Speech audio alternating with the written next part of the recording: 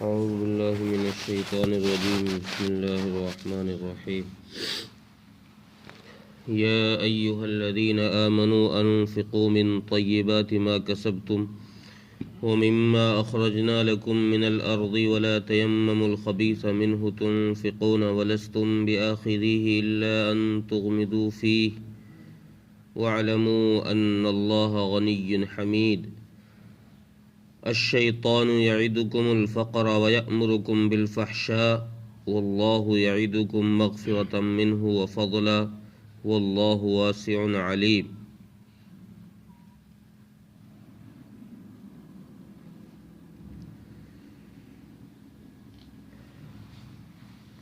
پچھلی آیتوں میں صدقات و خیرات کے کرنے کا صحیح طریقہ بتایا گیا تھا، اور جو غلط طریقہ ہے اس سے روکا گیا کہ اس غلط طریقے پر جو خرچ کرے گا ریا دکھلاوے کی وجہ سے یا کسی فقیر کو مانگنے والے کو حقیر سمجھنے کی وجہ سے دے گا تو ایسے صدقات باطل کر دیے جائیں گے، ان پر کوئی اجر نہیں ملے گا۔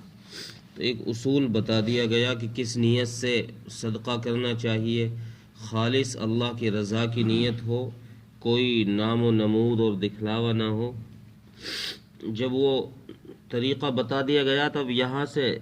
اللہ کے راستے میں خرچ کرنے کی ترغیب ذکر کی جا رہی ہے، اور اللہ تبارک و تعالی حکم فرما رہے ہیں کہ اے ایمان والو، تم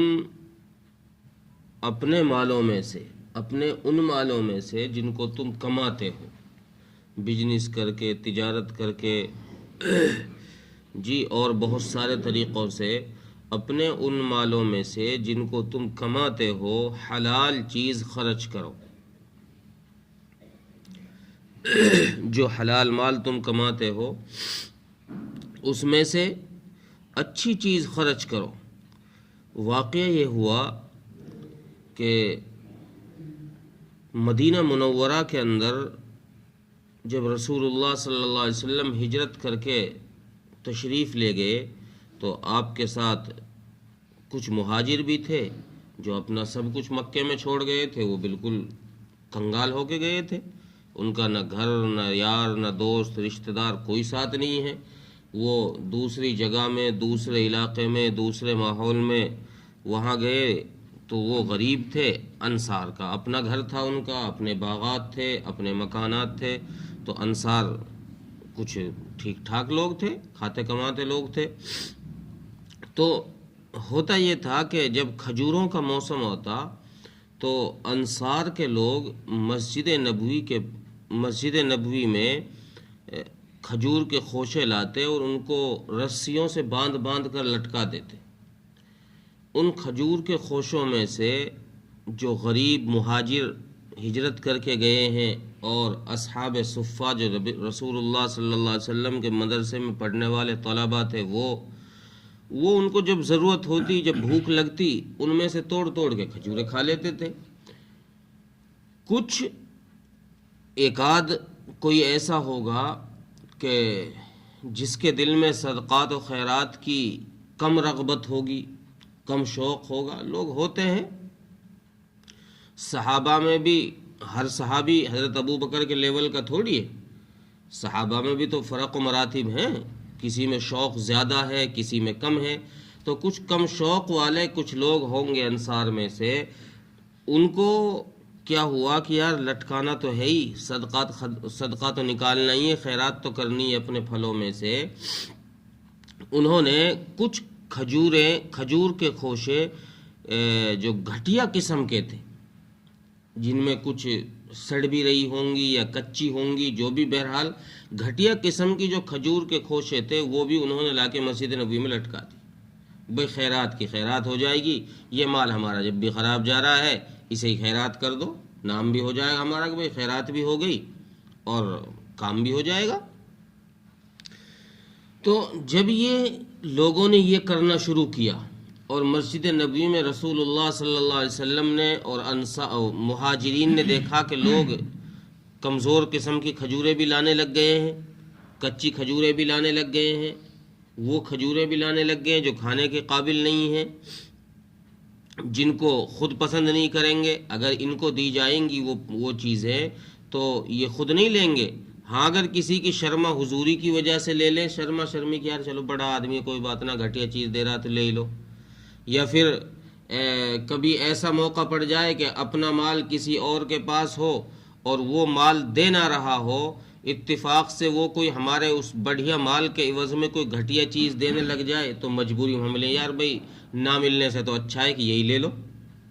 بھائی نہ ملنے سے تو اچھی بات ہے کہ یہی لے لو، تو آدمی ایسی مجبوری میں لے لے، وہ الگ چیز ہے۔ اللہ فرماتے ہیں کہ اگر ایسی گھٹیا چیز تمہیں خود دی جائے گی تو تم لوگے نہیں اس کو۔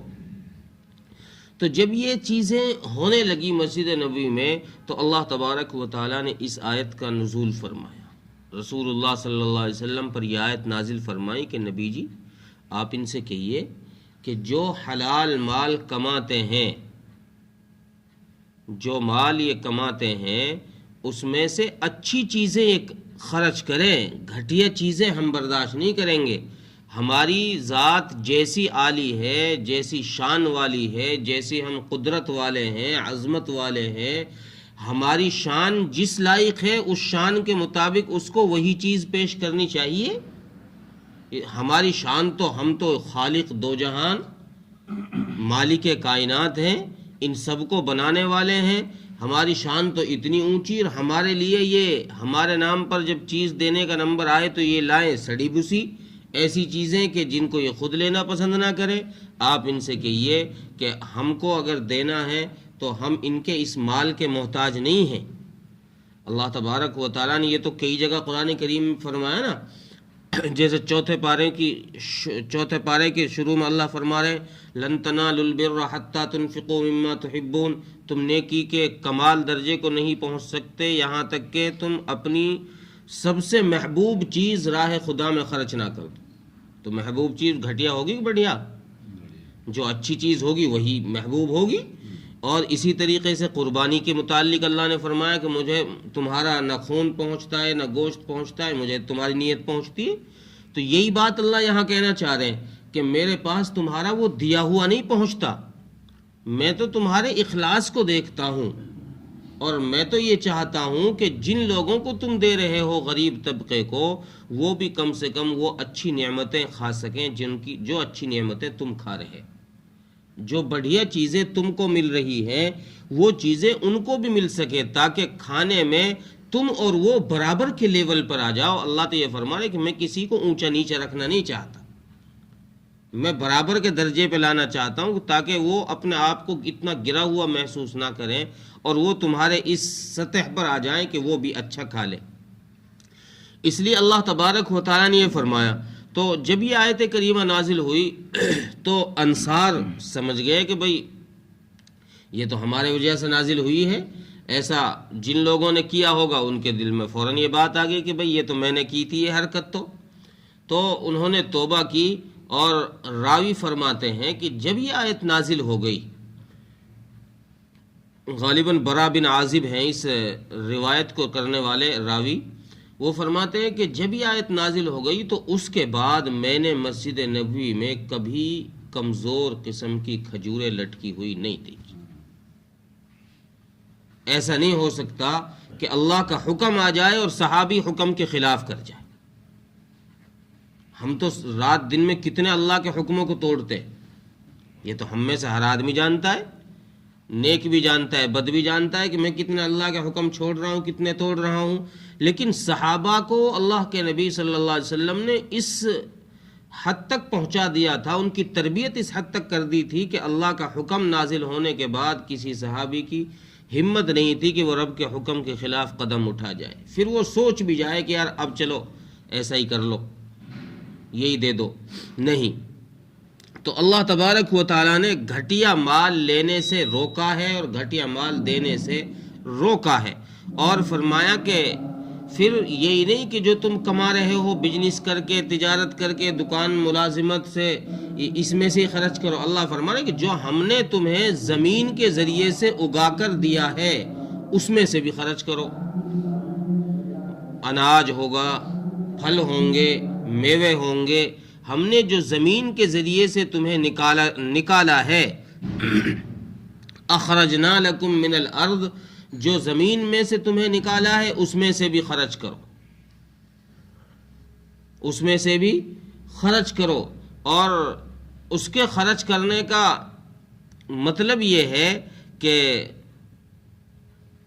زمین سے جو نکلا ہے، یعنی گیہوں، چاول، دال،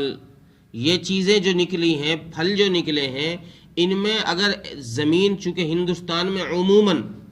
ہندوستان اور پاکستان میں عموماً وہ زمینیں ہیں جن میں عشر واجب ہے، 20واں حصہ واجب ہے، یعنی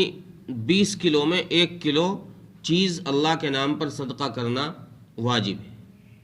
ہندوستان اور پاکستان کے یہ ان زمینوں کا حکم ہے جو زمینیں خود سینچی جاتی ہیں، بورنگ کے ذریعے سے جو زمینیں سینچی جاتی ہیں، اور ہندوستان اور پاکستان میں عام طور سے وہ زمینیں ہیں جو اس طریقے سے ہی سینچی جاتی ہیں۔ اور جو زمینیں خود بخود سینچائی جن کی ہو جاتی ہے بارش کے ذریعے سے، یا پھر وہ ندی کے کسی ایسے کنارے ہیں کہ وہاں پانی دینے کی ان کو ضرورت نہیں پڑتی، سینچائی کرنے کی ضرورت نہیں پڑتی، تو ان زمینوں میں نصف عشر ہے، یعنی 10واں حصہ ہے،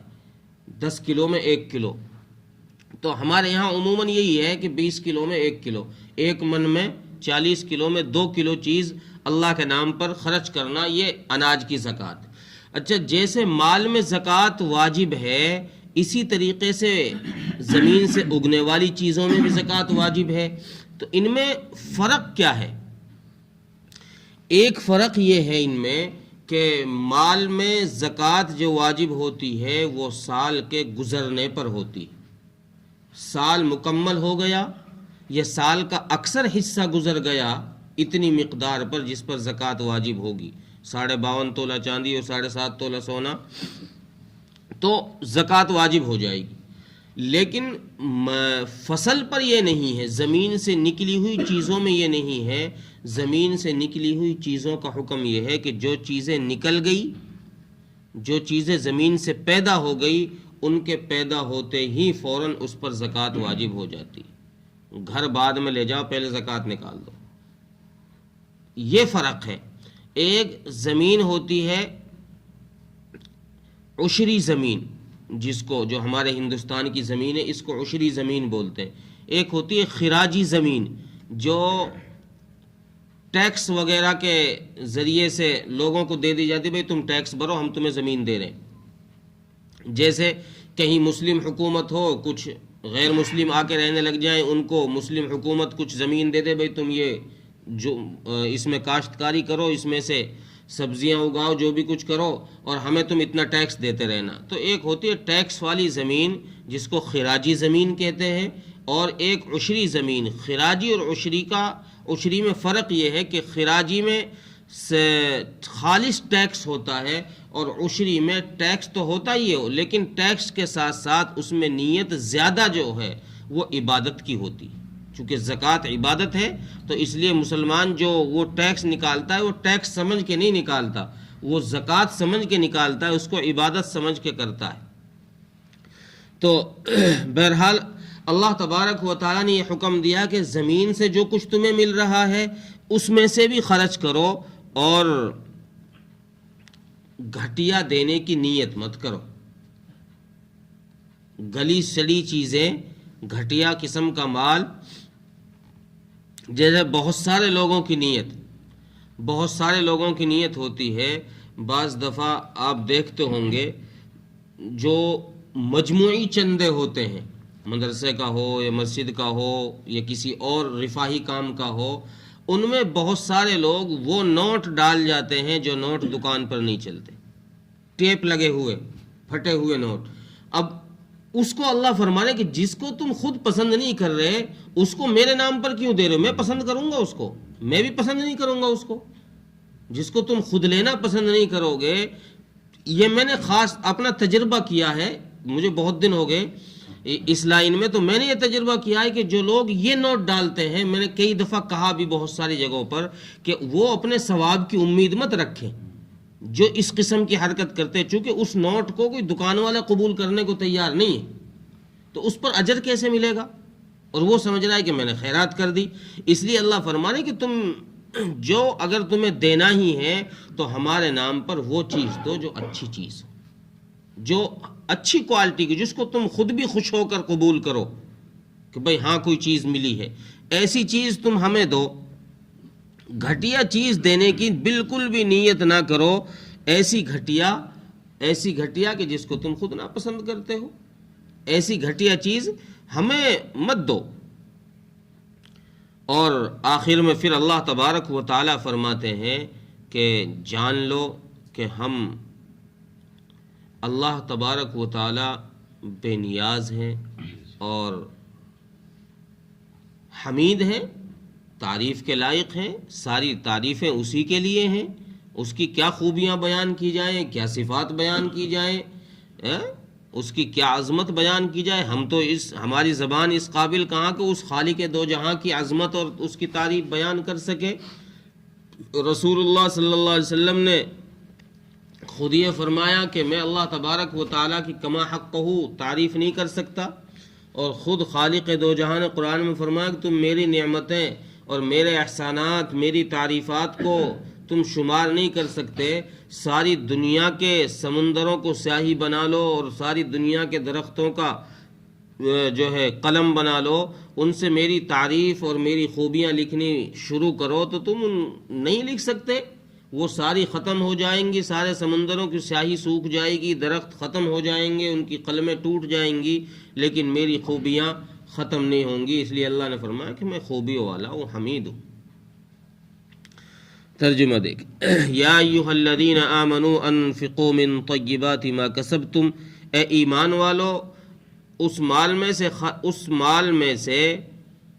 خرچ کرو، اس مال میں سے جو تم، اے ایمان والو خرچ کرو اس پاک مال میں سے جو تم کماتے ہو، وَمِمَّا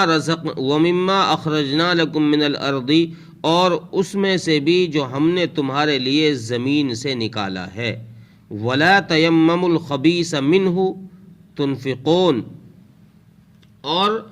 گندی چیز دینے کی نیت نہ کرو، گھٹیا چیز دینے کا ارادہ نہ کرو، وَلَسْتُمْ بِآخِذِيهِ إِلَّا أَن تُغْمِضُوا فِيهِ، ایسی چیز کہ جس کو اگر تمہیں دی جائے تو تم اس کو نہ لو، ہاں مگر یہ کہ